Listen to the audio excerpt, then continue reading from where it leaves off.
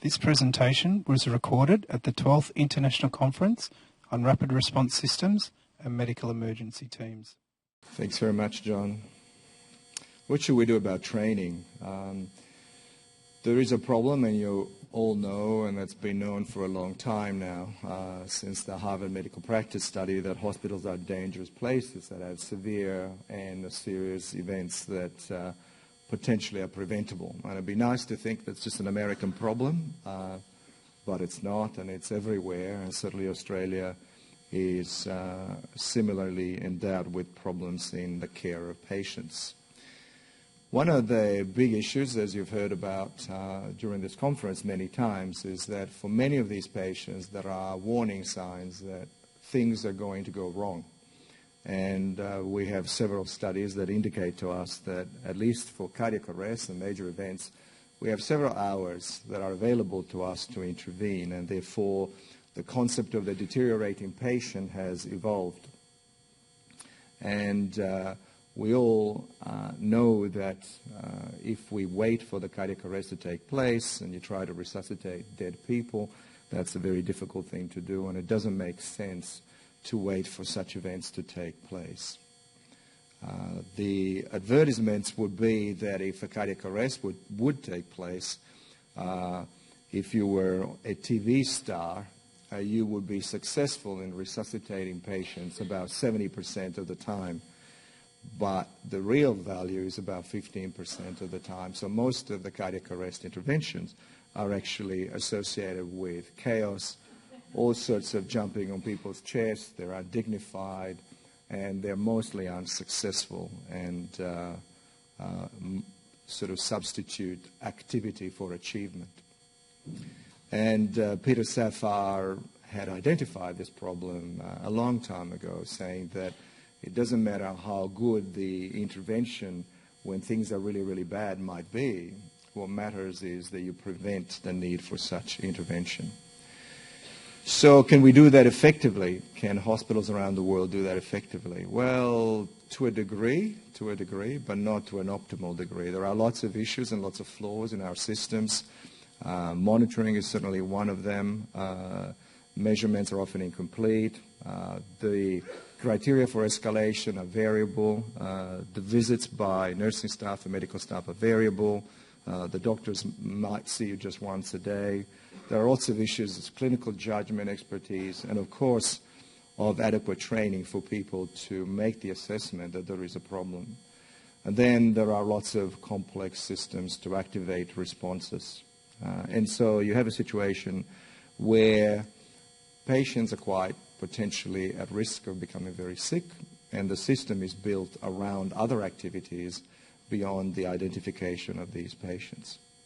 So given these flaws in the system, given these difficulties in the system, given these adverse events in the system, given that there are people in hospital having cardiac arrest, and given there are people in hospital dying unnecessarily and getting sick unnecessarily without appropriate and speedy response, what does the world do?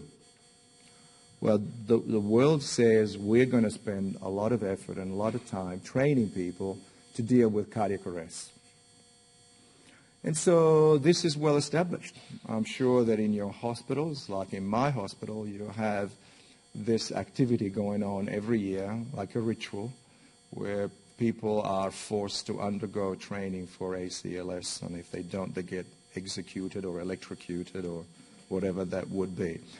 Now, what I'm going to go into is to ask you and ask ourselves whether this is a smart idea, and whether it is value for money, and whether it is logical.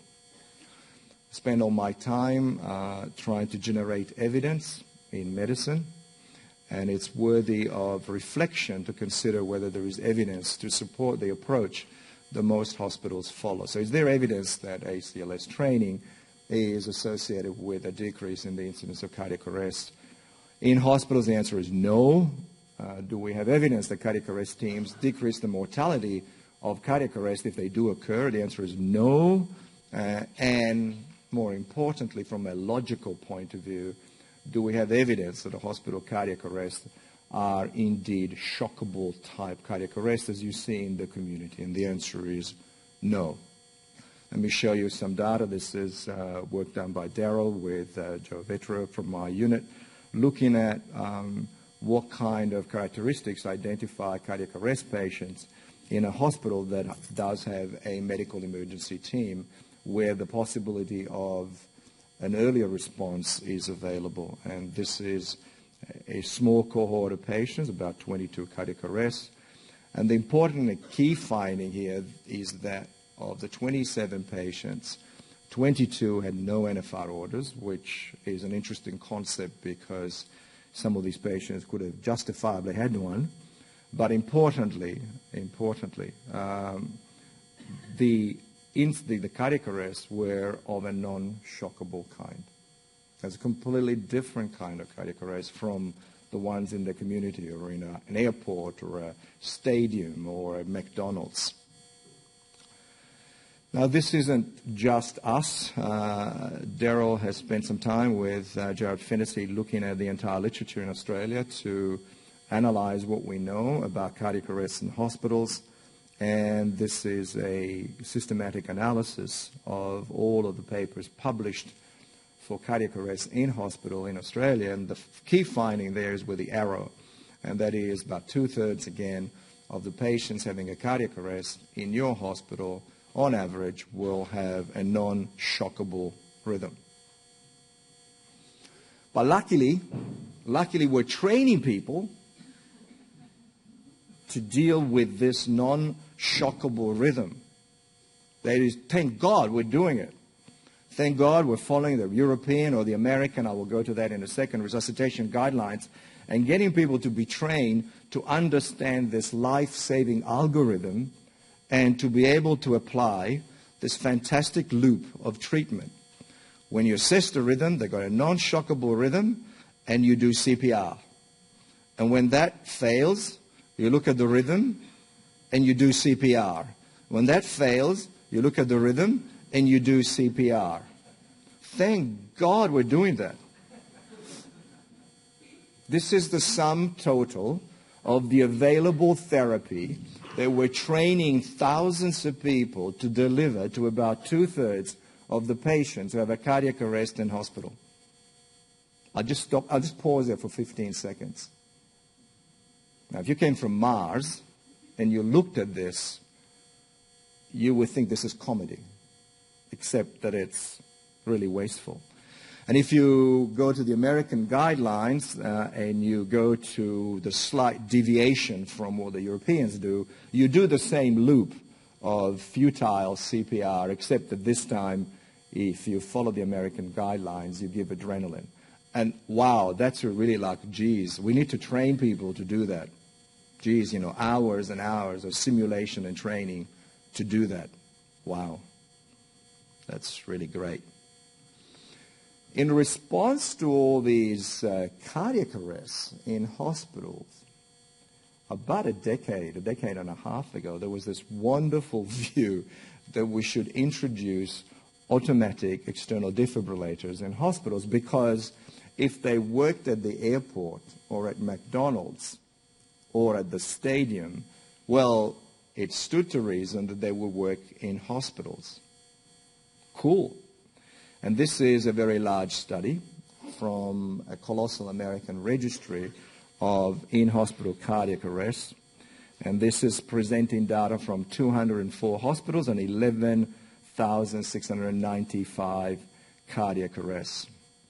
And what you can see there, that if you are using external automated defibrillator and you have asystole or pulseless electrical activity, your chance of surviving is about 50% greater than if you're using them. And the p-value is clear. And if you take overall the population, because most of the patients in the hospital have this kind of cardiac arrest, having these defibrillators in action actually decreases the chance that your patients will survive.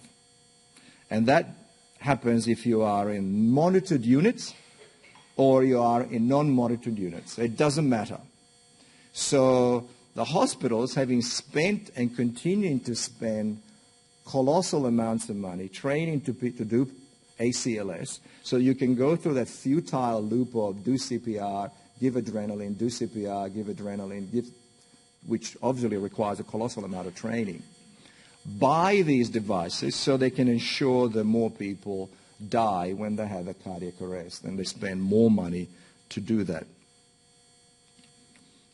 So maybe the thing that we really need to do is to pay more attention to monitoring and keeping an eye on these patients and responding to them. And again, very large database, looking at what happens to people who have a cardiac arrest, day, evening, or night, and they all have a high incidence of hypotension, and they've got a high risk of dying. But the key thing is that there is a significant difference in the incidence of the types of cardiac arrest that you're going to have, with more asystole at night, which suggests to us all that the patient actually had been in a state of cardiac arrest for some time before anyone actually noticed they were dead.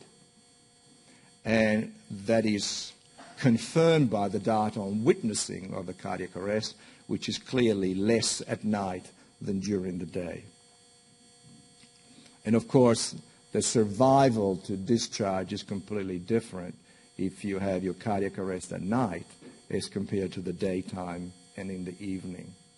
These are things that can be fixed by monitoring, but hospitals spend the money on automated defibrillators and ACLS training instead.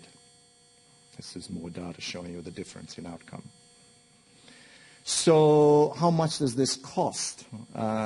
It's estimated, this is a paper by Gary Smith, that the cost of hospital programs is about $500,000 per cardiac arrest survivor.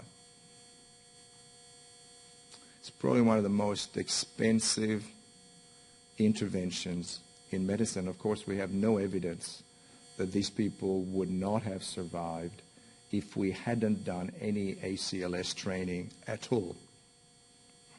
And this is obviously a problem in the UK as well, where there are fees for training, and the estimated cost is very substantial as well, so that you're spending time resuscitating, especially training people for events that are very uncommon at great expenditure.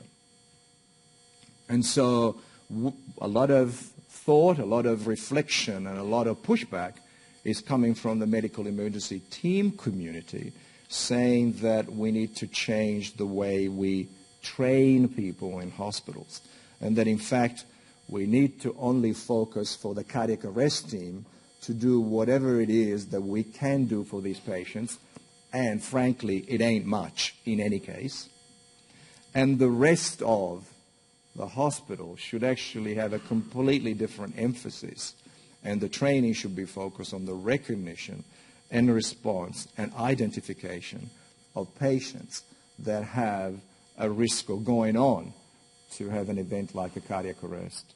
And so the philosophy needs to change from focusing on cardiac arrest, with all the futility and cost that goes with that, to teaching people to identify sick patients.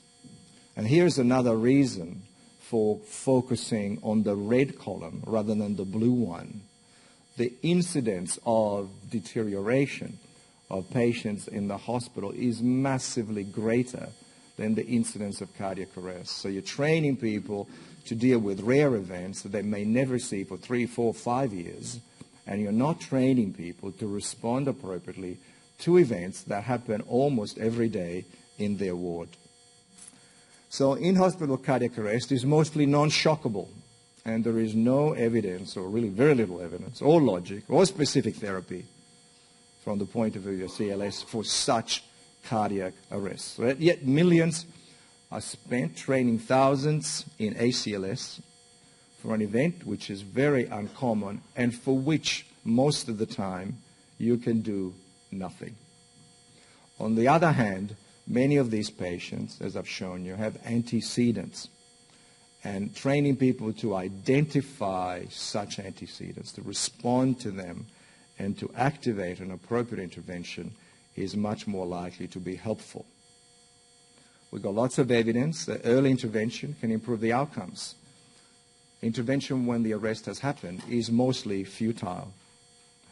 And I believe the compulsory ACLS training for hospital staff should be totally abandoned, and the focus should shift to identification of deteriorating patients and developing a rapid and appropriate response. Thank you very much.